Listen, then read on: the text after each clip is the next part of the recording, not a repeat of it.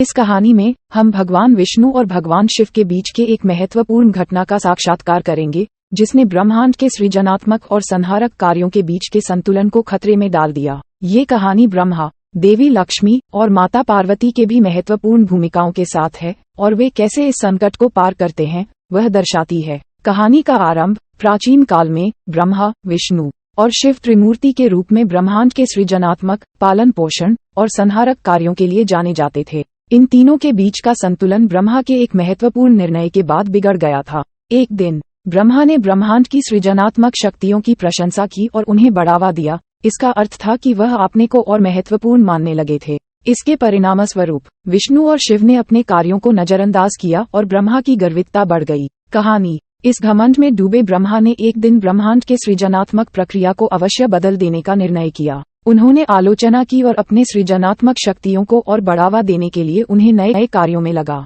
दिया। विष्णु और शिव ने इस निर्णय के खिलाफ कड़ी आलोचना की, क्योंकि वे ब्रह्मा के निर्णय को अद्वितीय और अवाजयंत्री मानते थे। इससे तीनों देवों के बीच में एक तनावपूर्ण स्थिति उत्पन्न हुई। एक दिन ब्रह्मा ने एक महत्वपूर्ण सृजनात्मक कार्य का आरंभ किया। वह नए प्रकार के प्राणियों को बनाने का प्रयास कर रहे थे। यह नए प्राणी ब्रह्मांड के अन्य सभी प्राणियों से अलग थे और ब्रह्मा के सबसे प्रिय बन गए। उन्हें आदि प्राणी कहा गया। विष्णु और शिव ने इसके खिलाफ आपसी विरोध किया, क्योंकि इससे सृजनात्मक संतुलन बिगड़ सकता था। ब्रह्मा ने इस पर ध्यान नहीं दिया और अपने आदि प्राणियों के साथ अत्यंत गर्वित हो गए। इसके परिणामस्वरूप विष्णु ने अपने सृजनात्मक कार्यों को और ज्यादा ध्यान देने का निर्णय किया। उन्होंने एक नया प्राणी बनाया, जिसे वह आदि प्राणी 2.0 कहा। ये प्राणी भी अद्वितीय था और विष्णु का सबसे प्रिय बन गया। इस पर ब्रह्मा ने और अधिक घमंड में अपने आदि प्राणियों को प्रमोट किया और उन्हें अपने सामने विष्णु की आदि प्राणी 2.0 के साथ तुलना करने की दी।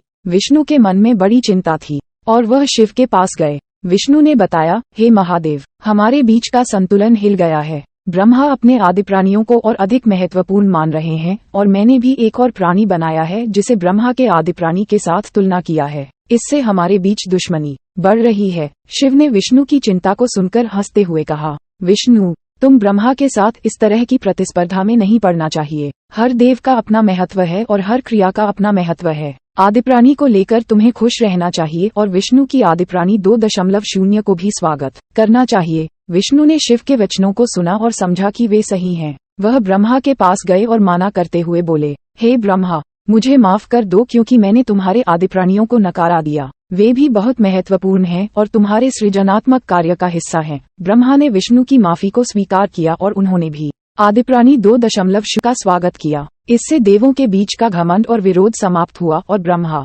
विष्णु और शिव के बीच का संतुलन फिर से स्थापित हुआ। कुछ समय बाद ब्रह्मा ने देवी लक्ष्मी को अपनी अपनी आदि प्राणियों की सृजनात्मक शक्तियों का प्रशंसक बनाने के लिए विशेष दान किया। इससे लक्ष्मी ने ब्रह्मा का आभारी होने का निर्णय किया और उनके साथ खुशियों के पल मनाने लगी। इसके साथ ही भगवान शिव ने अपनी पत्नी माता पार्वती को भी अपनी आदि प्राणी 2.0 के साथ अपने तपस्या और ध्यान के माध्यम से अद्वितीय शक्तियों का आदर करने का मौका दिया। पार्वती ने शिव के प्रति अपनी सच्ची समर्पणा दिखाई और उन्होंने उनके साथ एक और महत्वपूर्ण भूमिका बनाई। इस कहानी से हमें ये सीखने को मिलता है कि हर देव का अपना महत्व है और हर कार्य का अपना महत्व होता है। देवों के बीच का संतुलन हमारे ब्रह्मांड के निरंतर सृजनात्मक और संहारक प्रक्रियाओं के लिए अत्यंत महत्वपूर्ण है और हमें इसे सावधानी से बनाए रखना चाहिए।